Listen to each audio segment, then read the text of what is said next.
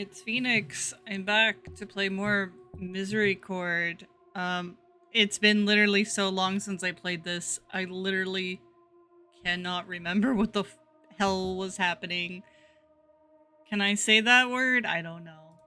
Let's see. Load? Oh, there we go.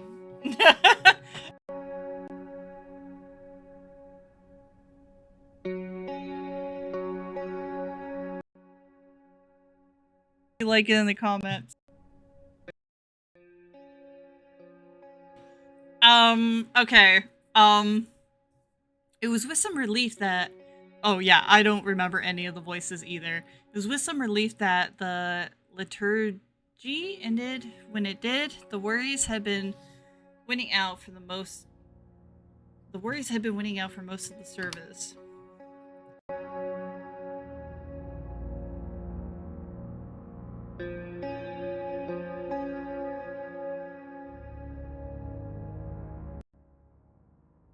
Recording my voice.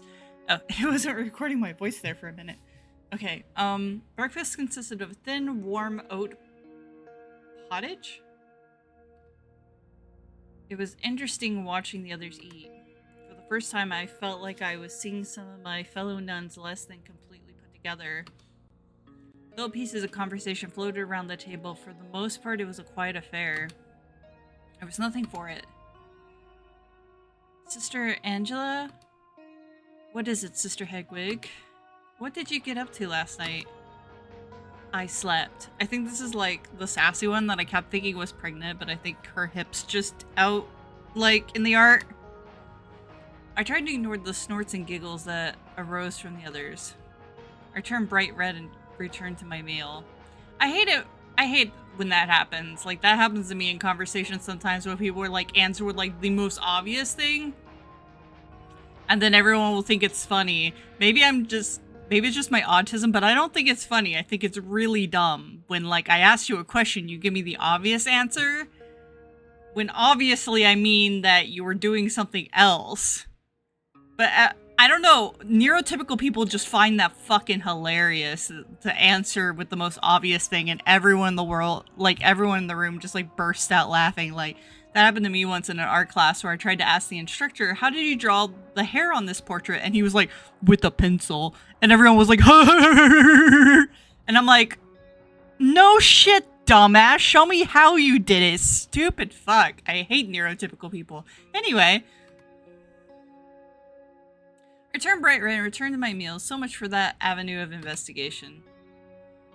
I think Catherine with the K was the one I was doing a southern accent for. It's true, I'm sure. She sleeps like a log. Catherine then leaned over her plate and whispered to me in such a manner that ensured everyone could hear. Don't worry, Hedwig. You'll get her next time. Get who next time? When everyone had finished eating, the superior stood to address the table. Everyone shifted in their seats to look more alert.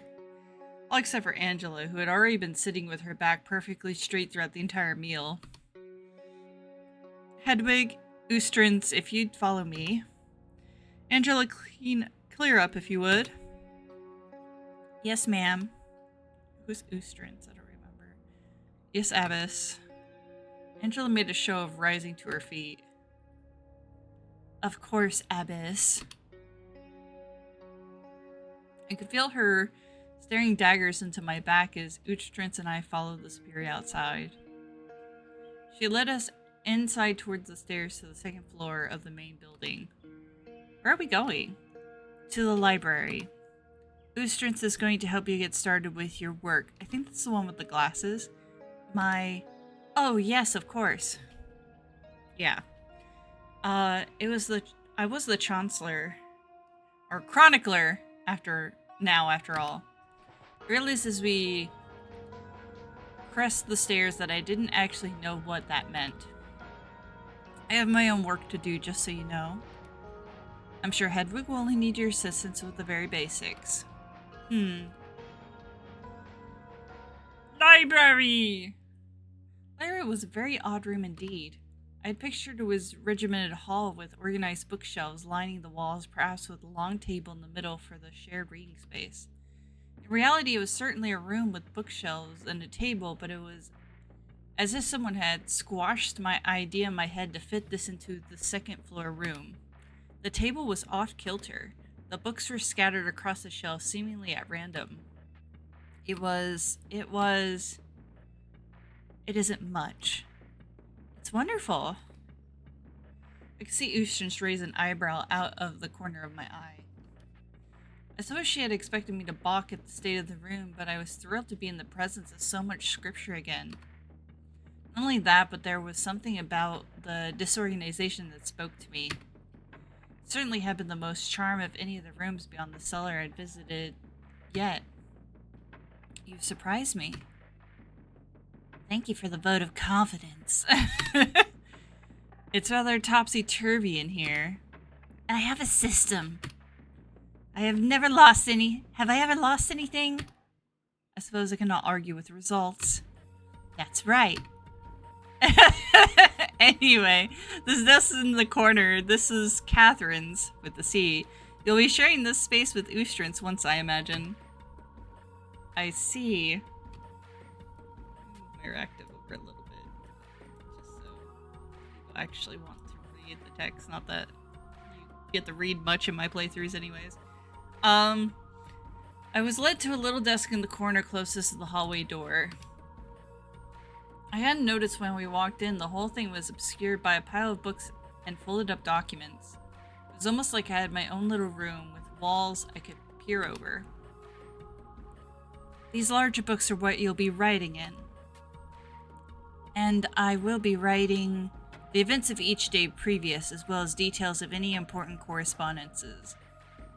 Interesting. I get to put my opinions of each of the nuns in, and it gets to be recorded. Oh, right. Of course, chronicling. I tapped my forehead in an attempt to make a knowing gesture. Ustrance will sort through any mail we receive and put anything important on your desk to be noted. Then you can pass the documents to her for filing. I have a system. Well, if you have any more questions, I'm sure Ustrance will be happy to assist you. I must go and make rounds with the other sisters before attending to my own work. Ustrance and I gave bowing nods to the abbess as she left the room. As soon as the door was closed, Ustrance shifted over to her own desk on the opposite side of the room to mine, with its own piles of bric-a-brac threatening to topple over at any minute. I drummed my fingers on the desk for a moment before reaching for one of the massive empty books the Superior had indicated. I opened it up and marveled at the blank pages. For the first time in a while, I felt like I was back where I belonged. That is, until I picked up a quill. I soon realized that without scripture to transcribe, I was at a total loss confronted with white paper. Oh, that makes sense. What should I write, do you think? That's your job, not mine. Yes, well, it's all a bit new to me now that I think about it. I would have thought you'd given quite a bit of thought before deciding to leave your cell. Well, I want to say that I hadn't decided at all, but I couldn't. Be that as it may, it is a little different actually being here. What are you working on? Cataloging. What's that? It's something that's very difficult to do if someone is talking to you. Oh, I'm sorry. We sat in silence for a minute. I stared at the blank pages in front of me again for a moment, feeling a little stung. Come on, I'll show you. I had noticed Ustrance, I have no idea how to say that name, walking over to my side of the room. She was looking over my wall of books with a no-nonsense expression on her face.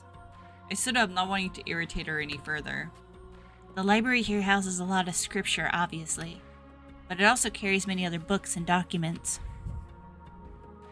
For example, recipes. Songbooks. Over here we have a little chess section. A whole section for chess? Yes. I didn't intend for it. Things just sort of ended up that way.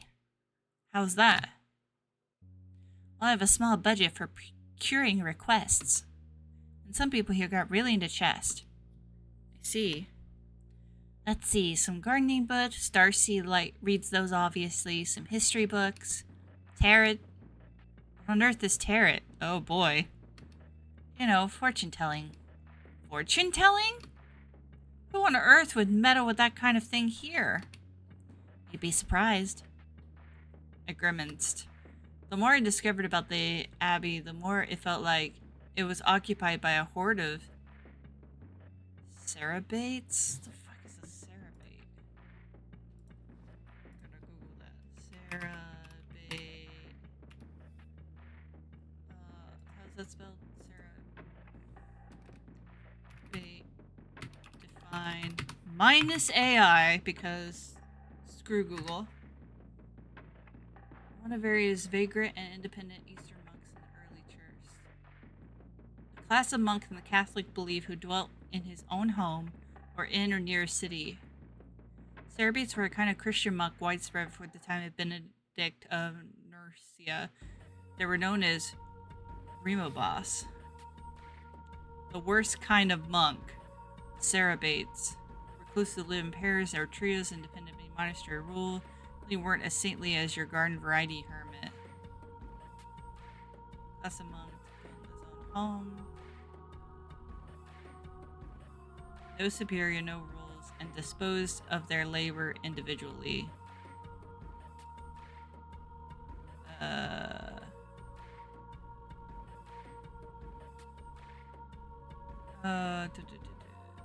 Sounds like there's like a negative connotation to them. It sounds kind of like a lay preacher kind of. That's actually kind of cool though. Ushin ran her fingers over the spines of some of the books, clearly looking for something. There's some classical stuff. Greek plays and so on, and histories. That was all Catherine's department, make no mistake. Actually. Oh look, new art for her! That's cute! She gestured idly around us with one arm. Most of this place was. She read everything in here at least once, I'd imagine. Wow. That's impressive. Well, I've read all of it twice or more, but yes, it is fairly impressive. What's in there? I pointed a door off to one side of the room, nestled between the messy shelves.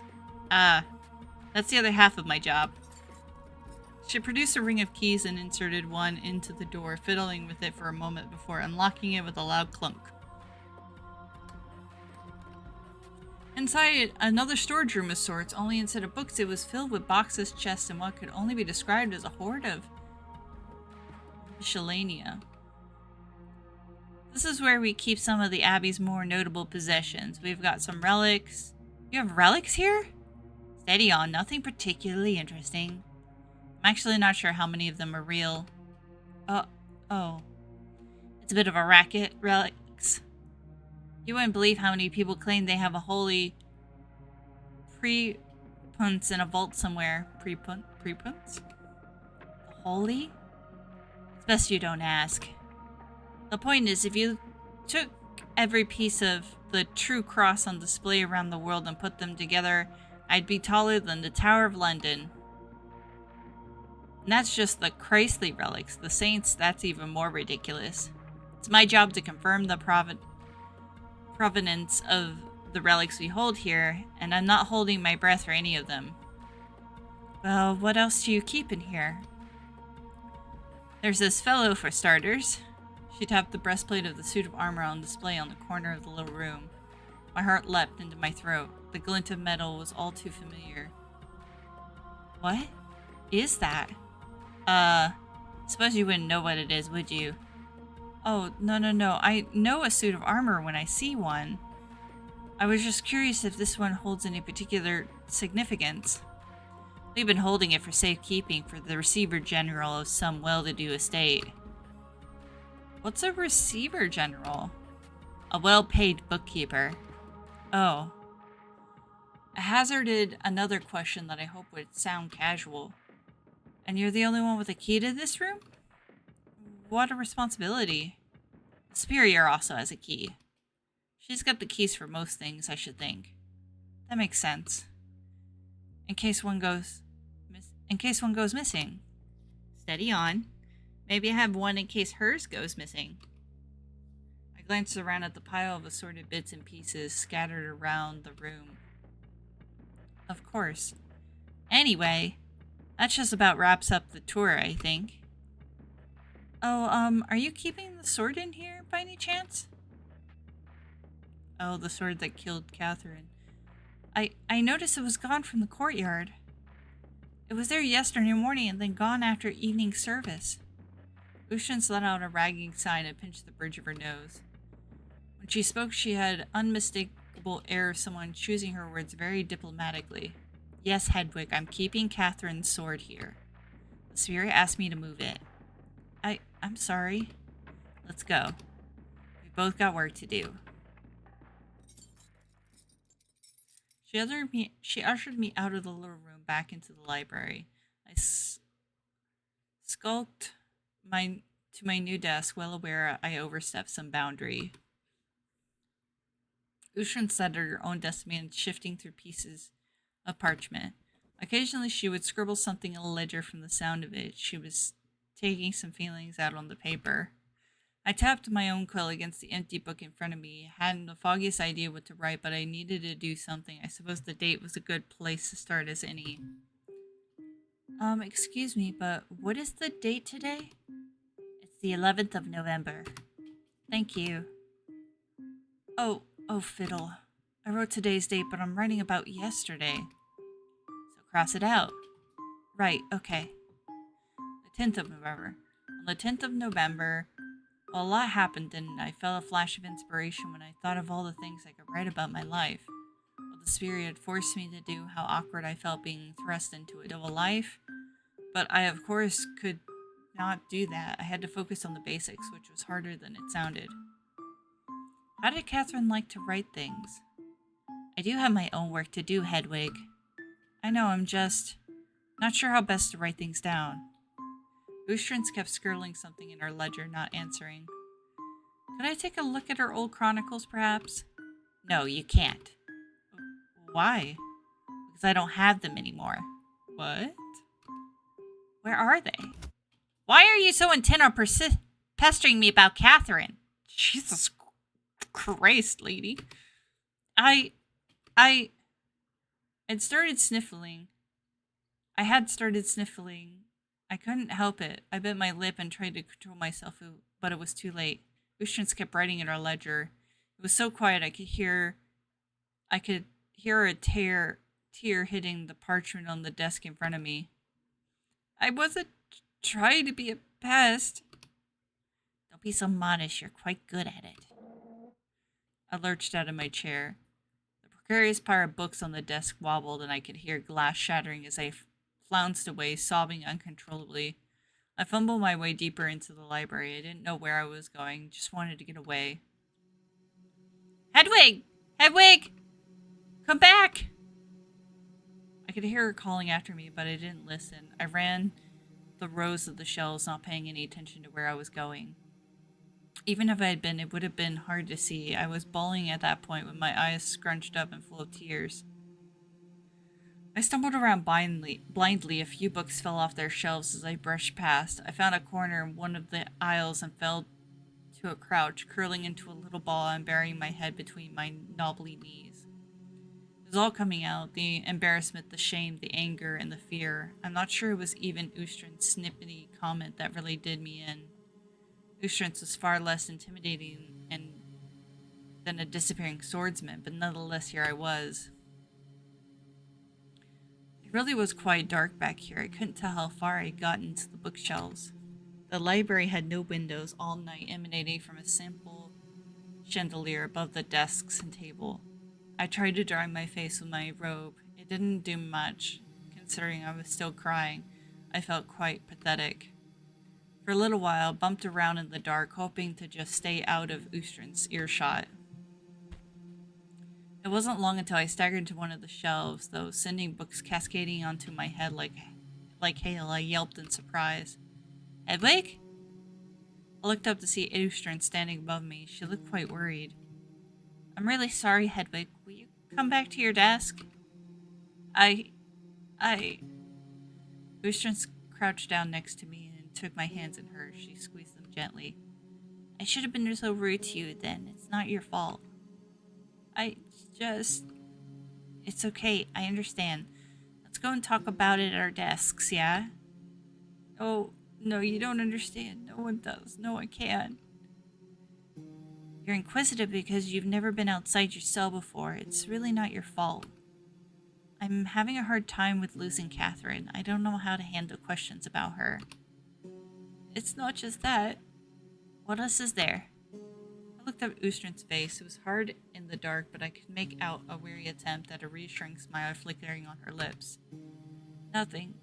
Nothing that'd do to say now, I suppose. I'm all over the place, just in total. Ustran's smile grew, but she looked altogether sadder. She reached out to adjust my messy cowl and stood up, guiding me back to a standing position with her hand. Come on, up you go. Let's go back, yeah? I nodded, still sniffling. I really am sorry. I was being quite rude. It's alright. Don't keep apologizing. You sound just like me. I laughed feebly at my own joke. I just wanted to show that there wasn't any hard feelings, even if it was far too early to really know that. Ushans patted me on the shoulder and sat me down in my chair when adjusted some of the wobbly books back into a slightly less precarious position. That sword killed her, you know. That's why I was a bit tetchy. Yes, the Superior told me as much. I was just curious because why was the sword left out there? I'm in the cloister, I mean. It seems so dangerous to leave that sort of thing around. Especially when I'd been used to, I can see why you'd find it strange, but I think there's a good object lesson for you here. You're not wrong that it's a little odd to leave a sword lying around. But that's because you're an outsider. Listen. Ushran's voice had returned to its usual monotone register once we had gone back to the desk, and she reached out sharply to tilt my chin up without a shred of the tenderness she'd used amidst the bookshelves. Inside and outside aren't value judgments. We're all outsiders to someone. I dare say we both feel out of place in Persia. I see. You're saying I don't know the customs? Something like that. It might be something even harder to define than customs. History, perhaps. I didn't expect to feel this alone. We're all Catholic, after all. I think one of the first things you pick up on is how little that matters. I think I'm already there, halfway at least. I'm sure you had a very specific idea of what life was like for us when you were in your cell, that being challenged by reality. Yes, it's a good way to put it. Yet you're completely correct. Everyone here is Catholic. We're all oblates. And yet after only one full day, I've heard cursing, filthy jokes, and downright meanness from the mouths of my sisters. I flushed a little. No, not to drag our fight out. I do accept your apology. That's all right. You're not wrong, but also doesn't make everyone here less Catholic. Well, it certainly seems not like many people here are holding to the letter. That doesn't matter. Doesn't it? No, I don't think it does. The church encompasses the world so wholly, it's very hard to not be part of it to some degree. I'm not sure I understand. Do you like money? Truth told, I have never held any money. Bad example then, perhaps. No, try to explain. You at least understand the concept of money, right? Of course. Do you think money is fair? I think money certainly creates an opportunity for unfairness. So in that sense, I think I'd say it's quite a bad thing. Wow, okay, that's further than I expected you to go, actually. Well, that certainly happens a lot in the Bible, in fact. Ushans held up her hands and chuckled softly. No need to quote Oh god. I don't know that Bible book name. It is Ecclesiastes.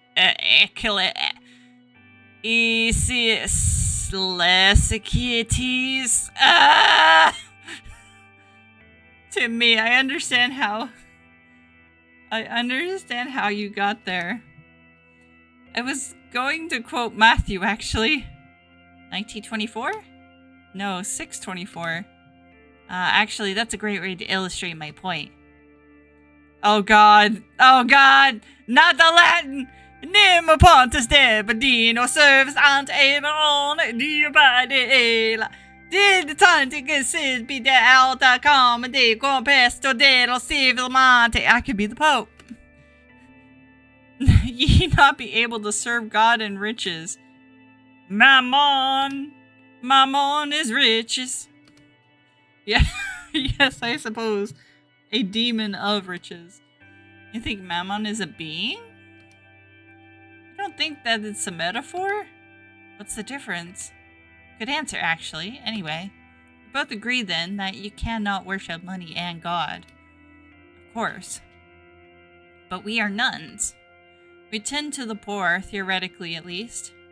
Would it be wrong for the poor to covet money? Covet, I think, is a strong word. But they are poor.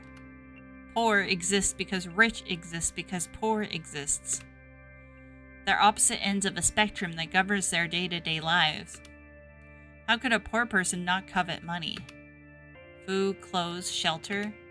Things provided by lords who have a lot of money, which is provided to them by kings who have even more money. So you're saying that everyone worships riches? Nobody's truly Catholic?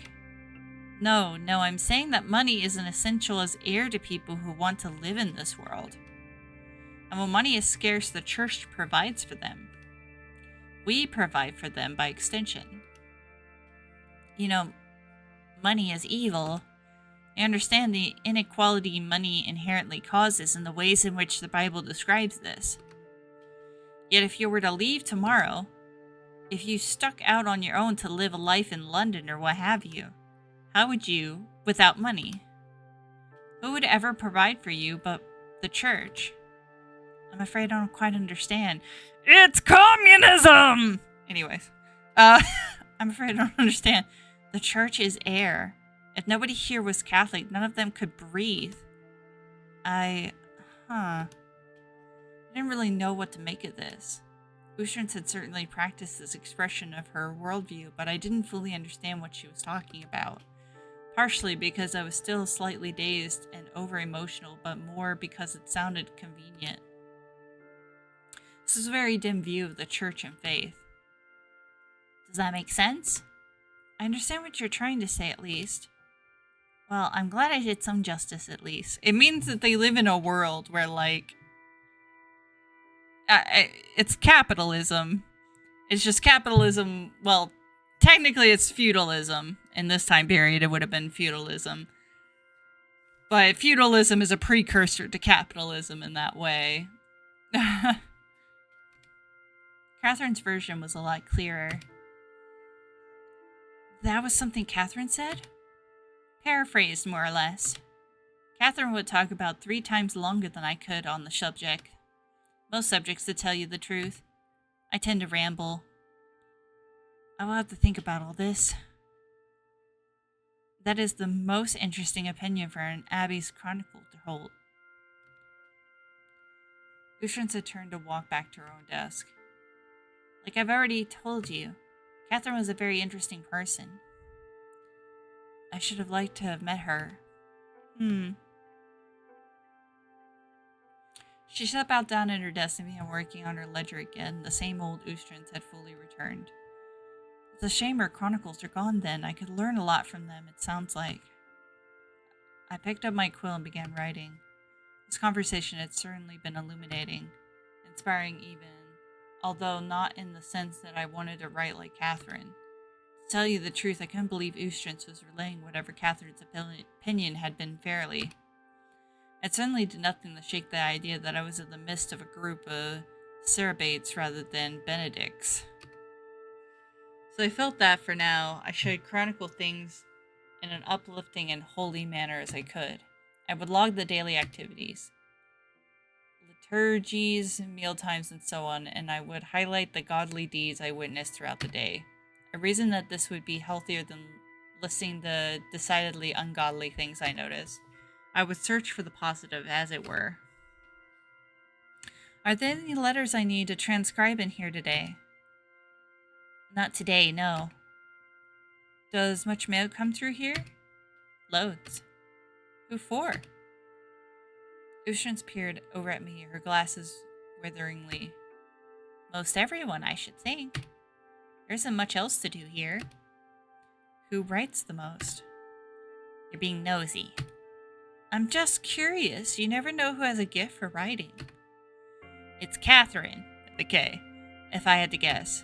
Catherine 1. She's very popular. Really now? How interesting. I suppose.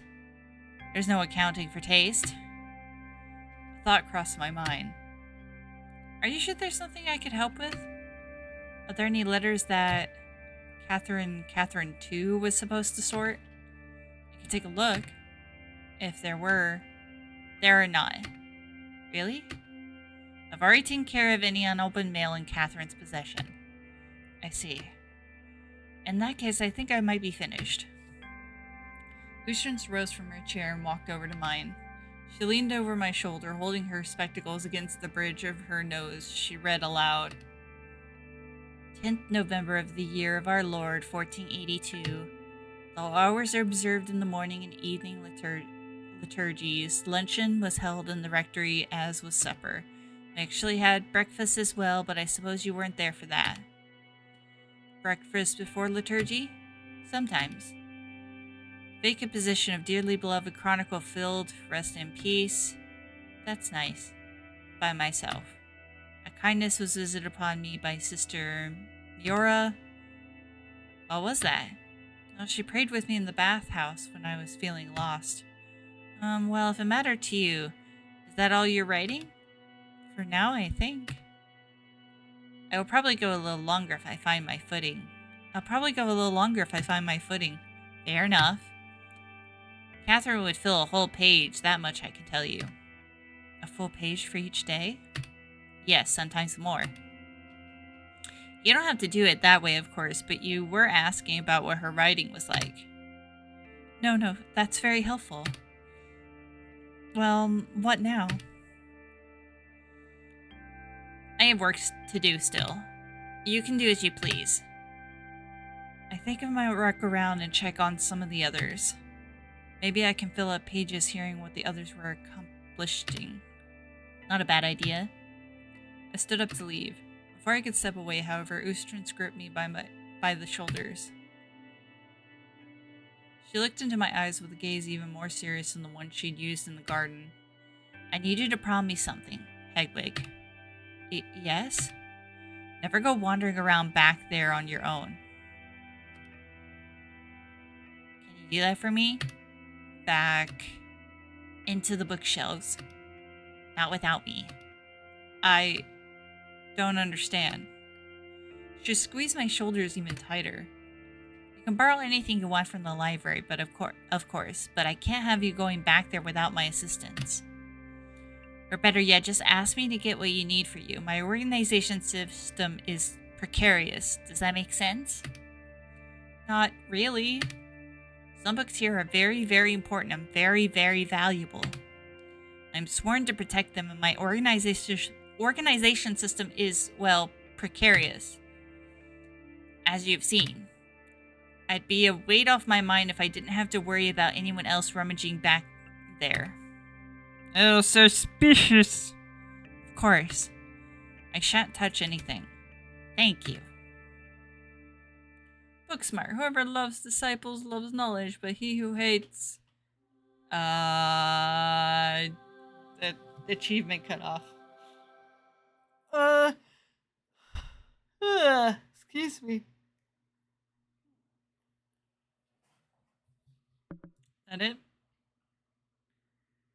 Loading. Let me assure you.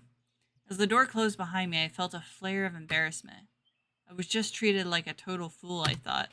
I had half a mind to turn back around and tell Oceans to stuff her sentimental stories about Catherine and show me the sword and the lock and key. That's kind of a change in attitude.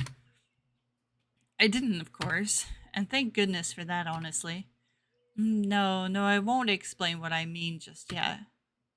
Let me tell you something about the chronicler position. It might have taken a fair bit, but it did teach me a thing or two about spinning a good story. Anyway, the cool over the hallway hit my face hard after being in the stuffy library for so long. I could feel the damp patches around my eyes and cheeks where my tears had been drying. I wiped my face with my sleeve to try and erase my lingering evidence.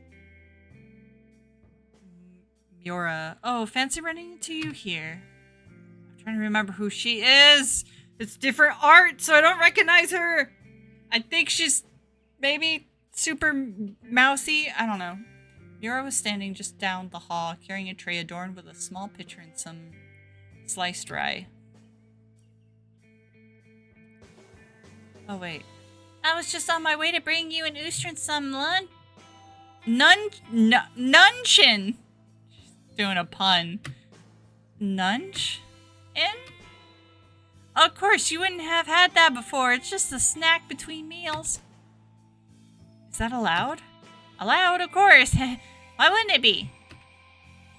I looked side to side nervously for what I'm not really sure. A disapproving superior? Or worse, Angela? Miura chuckled again and set the tray down on the stone railing overlooking the cloister and then gestured for me to join her. The little pitcher was full of wine and there were pieces of crumbled cheese mixed in with the slices of bread. You can dip the bread in the wine if you like. Alright. I picked up a piece of bread and dunked it into the pitcher.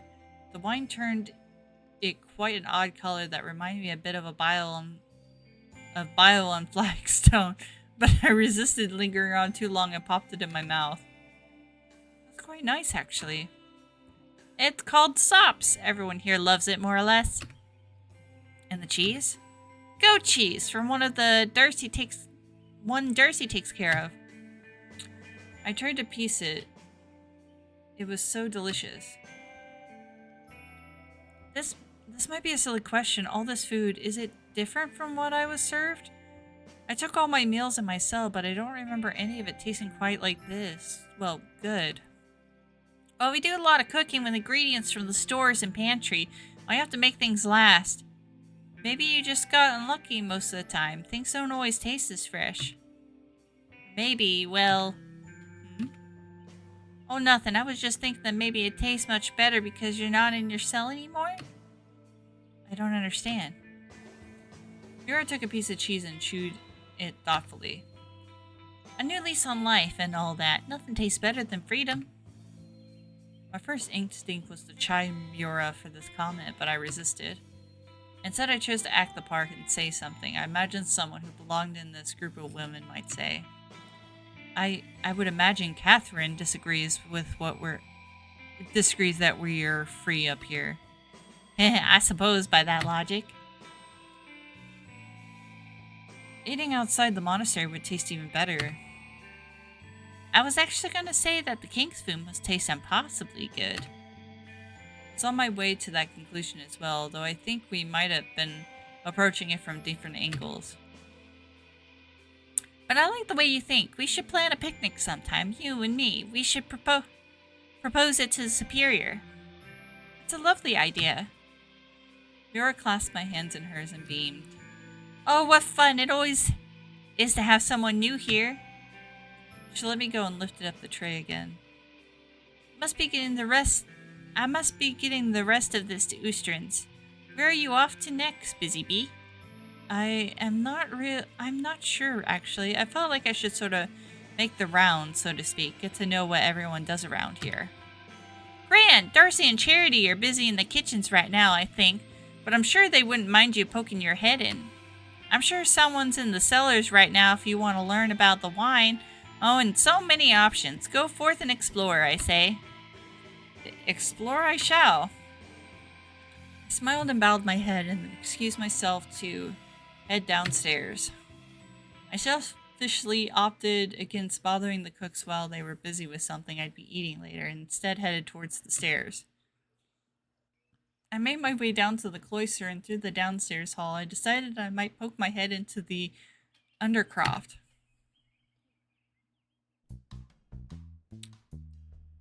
Ooh, soundtrack's kind of sassy here. Catherine. Well, look who it is. Hello, Hedwig. Hello. Done with chronicling already? Yes, actually. There wasn't much to write about yesterday, really. Wasn't there? Did you make sure to immortalize your grand prank? No. Really now, I'm surprised. I would have thought it was the whole point. Yeah, how else will anyone know what happened? Well, I mostly wrote about the important things, the services, the meals, and so on. Those are the important things? Huh. Give yourself a little credit, Hedwig. I'll add it in tomorrow, perhaps. You should. Otherwise, we'll all forget about it eventually. Or pretend we forgot about it. That's right. In war, one must keep score, or so Adela keeps telling me. War? Relax, we're definitely not planning a counterattack to your door prank. Yes, we've just been discussing faith and whatnot. The Nicene Creed and its many subletities. Oh, how interesting. Which ones? Hedwig, they're not actually discussing that. They're being dicks. Which subletities? they're not actually discussing. Oh god.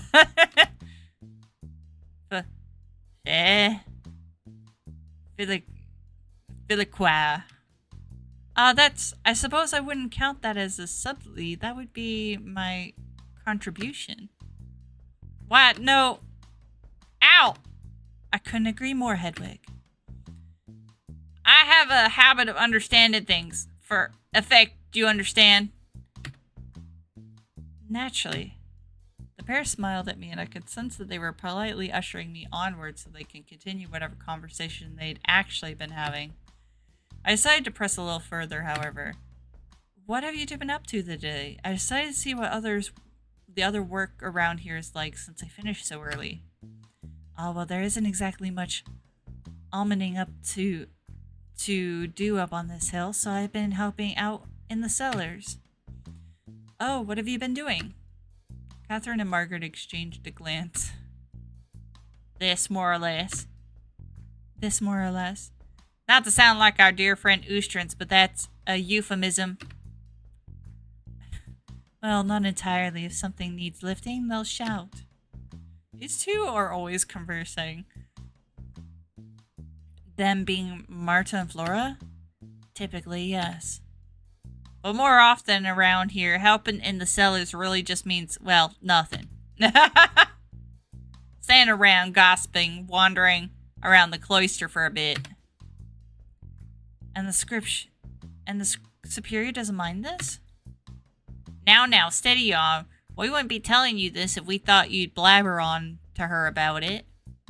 I won't. I was just worried you might get in trouble. It's never really been much of an issue. Soup can't be everywhere. And let's keep it that way, Of course. Lovely. I knew you could be trusted. I've always said that I had a good feeling about her, haven't I, Catherine?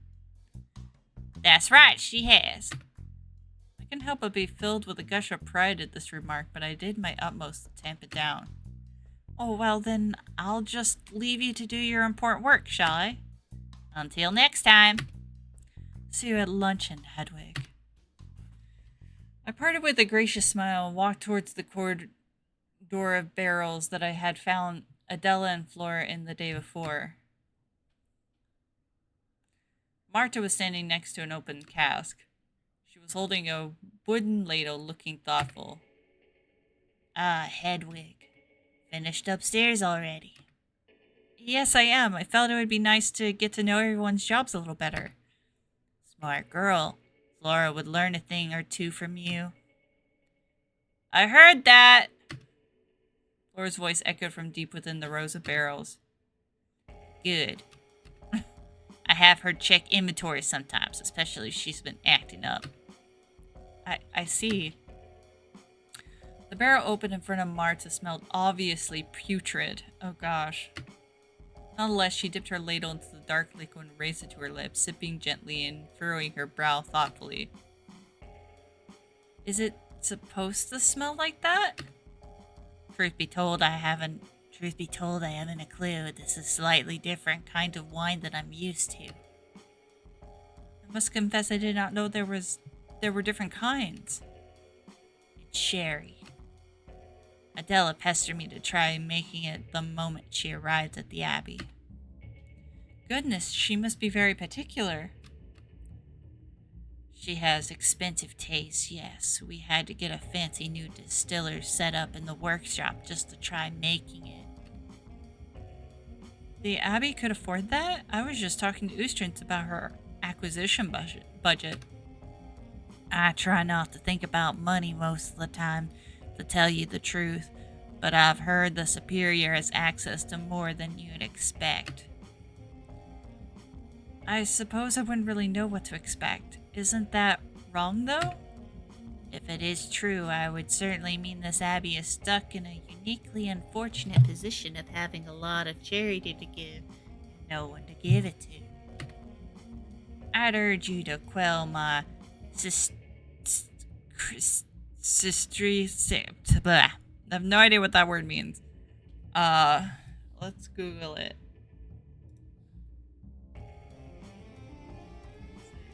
Cistercian.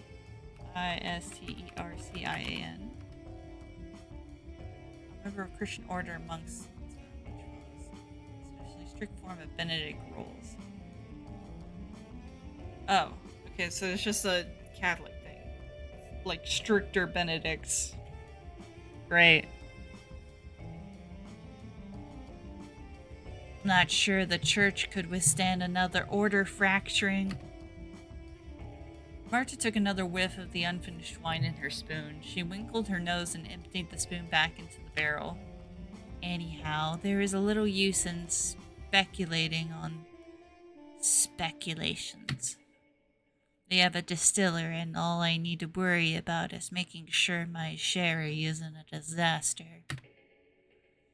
Would you be a dear and find Adela? I need her to tell me if I'm on the right track with this. Of course, where would she be at this time of day? She does this and that, so I haven't a clue to tell you the truth. I'm just too old to be given the run around. I understand. I'll find her. I bowed my head and left the way I'd come.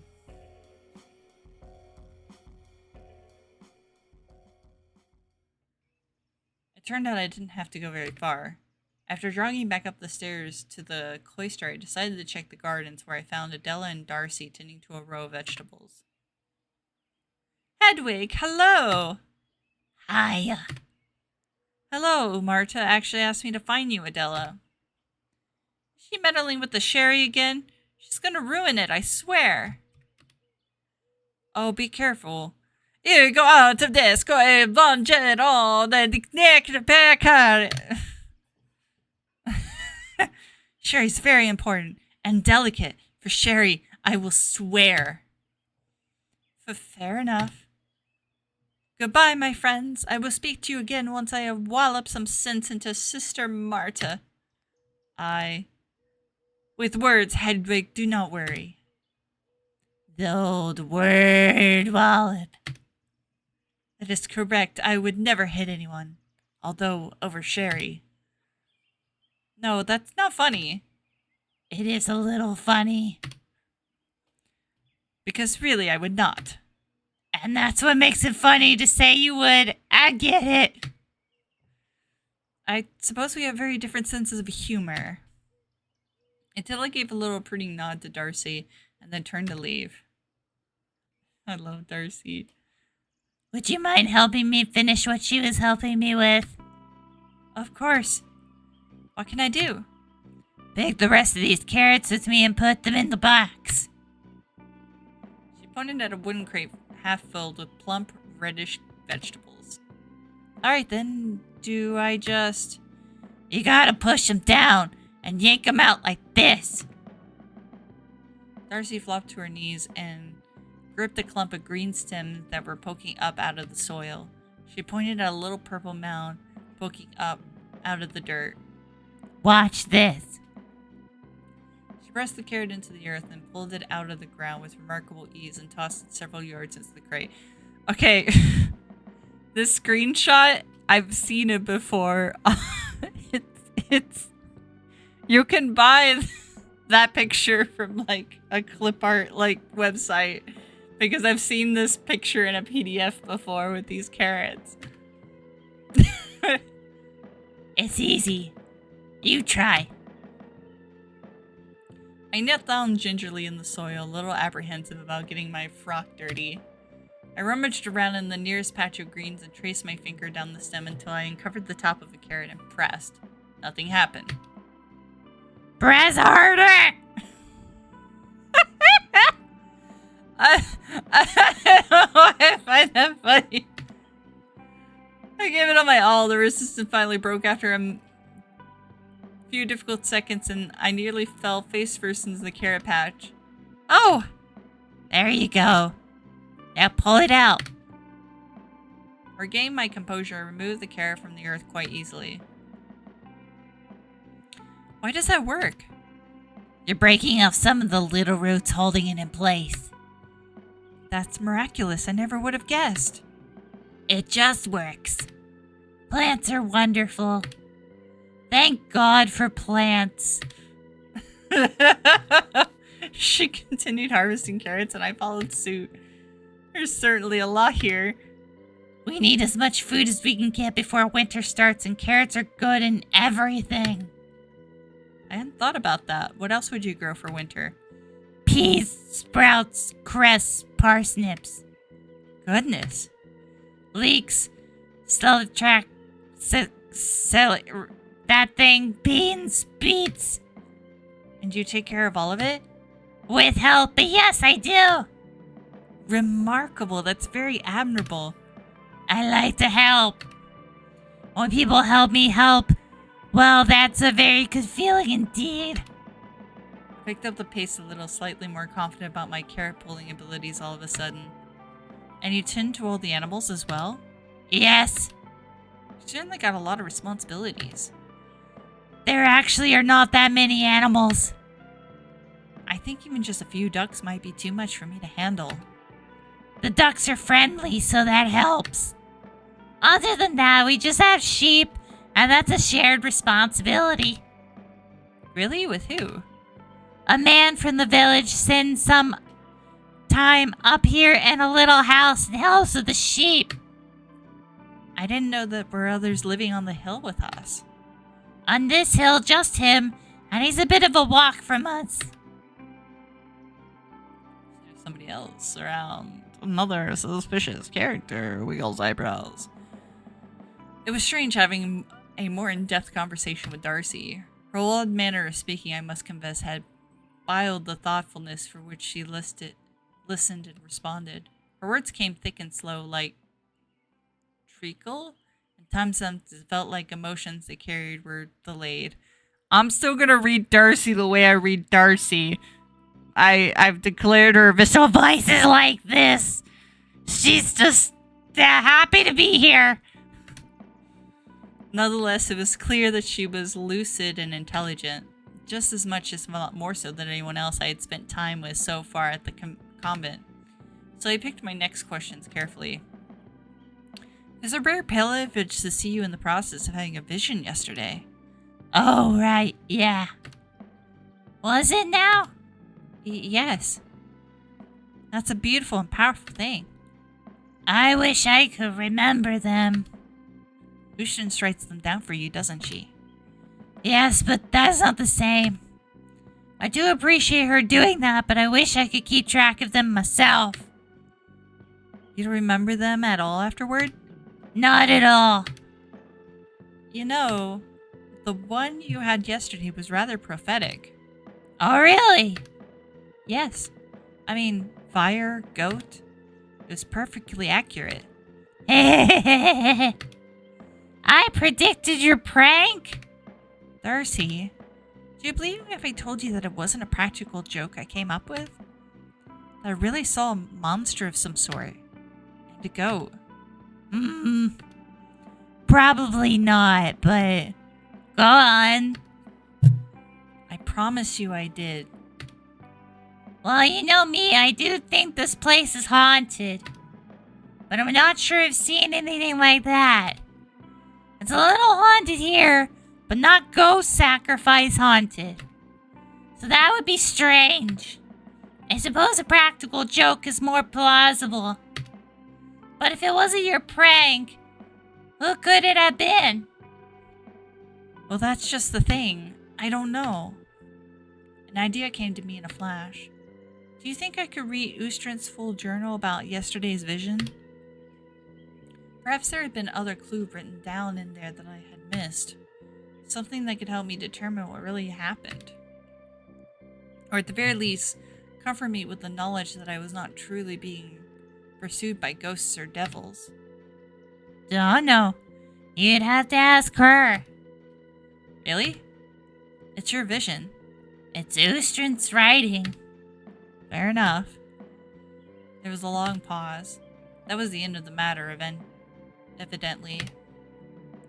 So does the Abbey keep any goats? No goats, just sheep and ducks.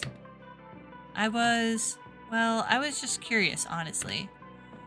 I was under the impression that goats were common fixtures in abbeys. The same books that had led me to assure that the abbey I lived in would follow some sort of structural plan had also painted a rather specific picture of their inhabitants. Not having any goats to tend to was at least not as rigorous as condensing the hours, but it did complicate my understanding of what I had seen a night prior. Then again, I suppose Darcy would have noticed if a goat had gone missing. Would you like to meet one? Meet a goat? Yes, because I could probably arrange that if you want to see a goat. They're very sweet and funny. Last time I saw a goat, it chewed on my sleeve and took a big hole out of it, and I had to get Moria to sew it back up. And then I have one sleeve with slightly less fabric than the other sleeve, so it looked funny. That does sound very funny. But no, I was actually curious because if I had seen a goat, where would it have come from? An impish grip crept over Darcy's face as she loaded carrots into the crate. I think I know where this is going. You've been having me on a bit, haven't you? We're working on a new practical joke. No. I see. You knew you had to be joking when you said you saw a goat, because there are no goats here, so you couldn't have seen one. But if you wanted to really get your hands on one for a new prank... Sister Hedwig. Oh god, yeah, it's her hip. She looks pregnant! No,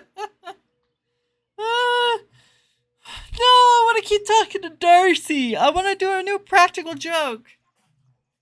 I whipped around to see Angela looming over the vegetable patch, looking as icy as ever. Yes, Sister Angela? You were meant to be working in the library today.